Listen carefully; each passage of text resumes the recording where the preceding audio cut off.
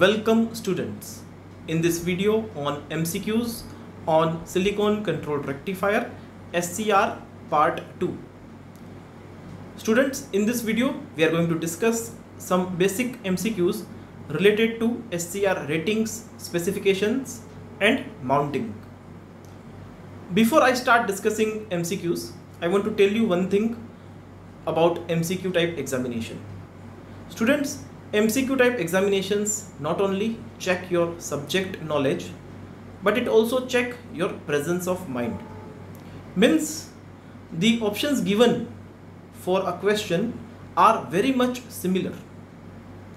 Students, जो ये options दिए होते हैं question के, वो बहुत ही similar रहते हैं कई बार, तो इसीलिए जल्दबाजी में कुछ हम mistake कर दें ऐसा नहीं हो, इसीलिए सारे options एक बार आप एटलीस्ट अच्छे से रीड कर लें.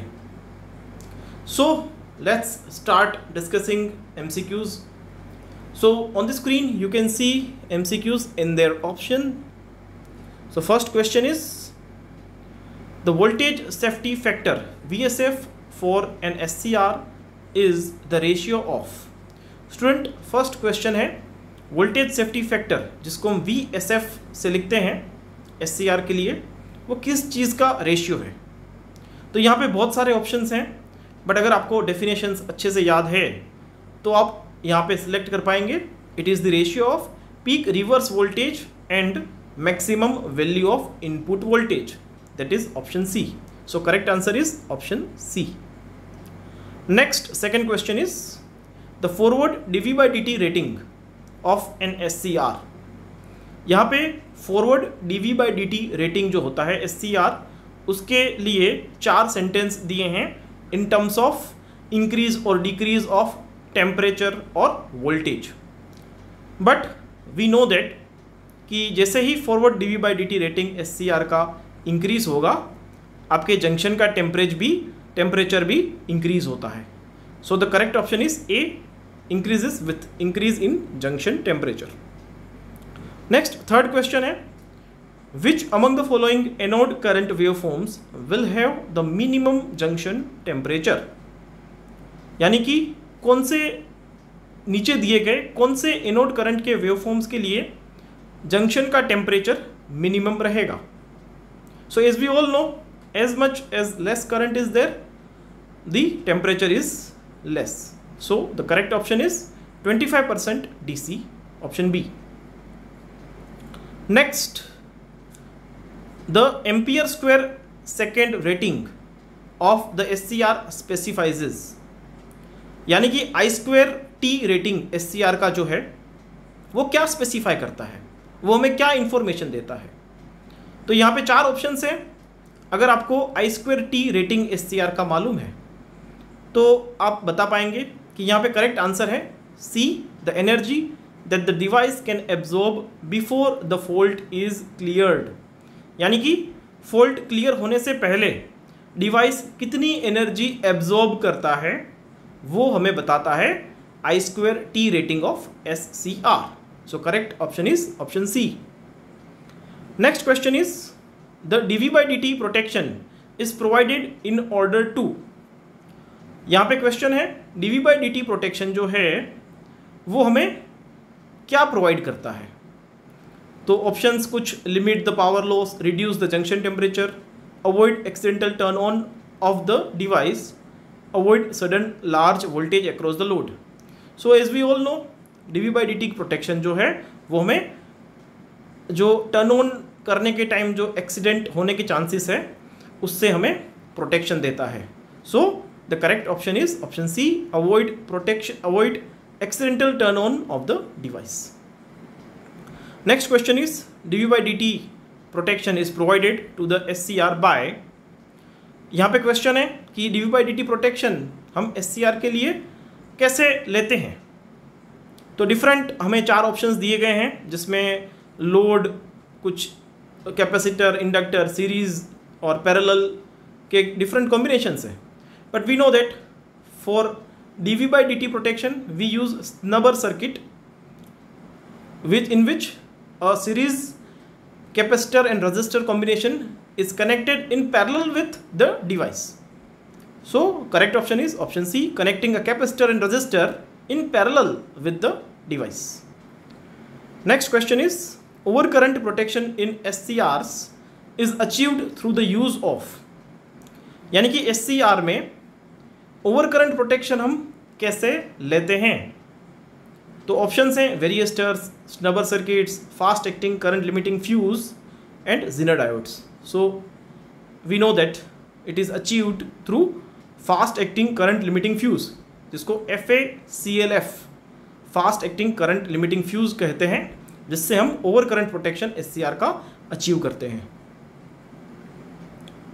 Next question is the total thermal resistance between junction and ambient theta JA is 10 degree Celsius per watt, theta JC is 2 degree Celsius per watt, theta CS is 4 degree Celsius per watt. Then what is the value of theta SA? That is my question.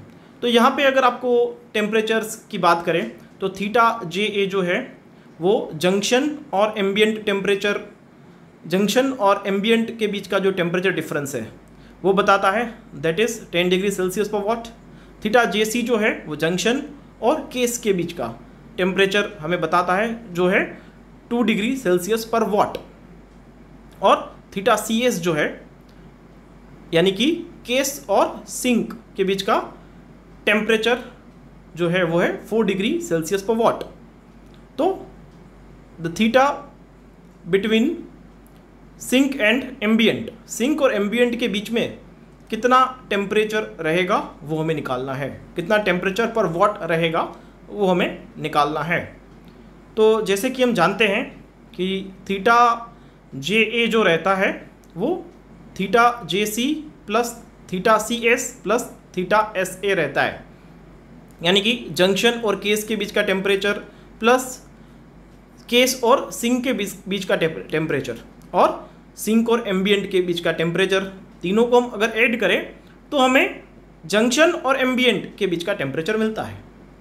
यानी कि यहाँ पे total temperature जो है वो 10 degree Celsius पर वाट दिया हुआ है, जिसमें से हम थीटा JC और थीटा CS को रिड्यूस करेंगे, सब्ट्रैक्ट करेंगे, तो हमें थीटा SA यानी कि सिंक और एम्बियंट के बीच का टेम्परेचर मिलेगा.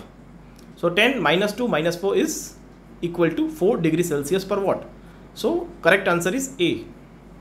Next question, which of the following thermal resistance parameters depends on the size of the device and the clamping pressure?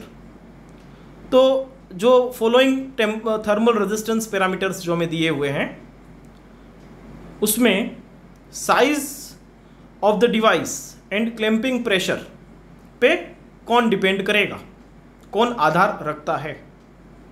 तो हमें पता है कि केस और सिंक के बीच का जो हमारा थर्मल रेजिस्टेंस पैरामीटर है, जिसको हम थीटा CS से बताते हैं, वो जो डिवाइस की साइज और क्लैंपिंग प्रेशर पे डिपेंडिंग रहता है. So correct option is B, theta CS. So next question is the sink to ambient thermal resistance of SCR. Sink और एम्बियंट के बीच का जो थर्मल रेजिस्टेंस रहता है, जिसको हम थीटा SA से डिनोट करते हैं, वो किस पे डिपेंड करता है? तो उसके कुछ यहाँ पे 4 ऑप्शंस हैं, बट वी नो दैट ये जो डिपेंड करता है वो फ्लैटनेस या लेंथ या करंट कैरिंग कैपेबिलिटी पे नहीं करता है. It is independent of thyristor configuration. So correct answer is D, is independent of thyristor configuration. Next question है, power AV multiply with theta JC plus theta CS plus theta SA is equal to what? तो ये बहुत ही popular equation है और obviously it indicates the difference in temperature between junction and ambient. तो junction के temperature और ambient temperature का जो डिफरेंस है वो हम इस इक्वेशन से जान सकते हैं. सो the correct answer is C. Next question is, heat dissipation from heat sink mainly takes place by radiation, convection, absorption और none of the mentioned. तो जो हीट सिंक में हीट डिसिपेशन होता है वो कैसे होता है? तो यहाँ पे कुछ ऑप्शंस है, but we all know that कि जो हीट डिसिपेशन होगा वो कन्वेक्शन मेथड से होगा. So correct answer is B, convection. Next question, for low power SCRs about 1 ampere current dash type of mounting is used. Low power SCR जो 1 ampere की range में होगा उसके लिए कौन से टाइप की माउंटिंग यूज़ की जाती है? So we all know that for low power applications और low power SCRs lead type mounting is used. So correct answer is A, lead. Next, in the dash type of mounting the SCR is placed between two heat sinks. कौन से type की mounting में SCR को दो heat sink के बीच में press किया जाता है? सो ऑप्शंस तो यहाँ पे 4 दिए हुए हैं, चारों 4 माउंटिंग की मेथड है, बट जो सी ऑप्शन है press pack method, press pack mounting method, उसमें हम SCR को दो हीट सिंक के बीच में प्रेस करते हैं. So correct answer is C, press pack mounting. So last question is SCRs are connected in parallel to fulfil the dash. SCRs को हम पैरेलल कनेक्ट करके कौन सी हमारी डिमांड फुलफिल करते हैं? ऑप्शन है high voltage, high current, size और efficiency. So we all know that they are connected in parallel for high current requirement. So here I discussed all the questions related to SCR specifications and mountings. Thank you.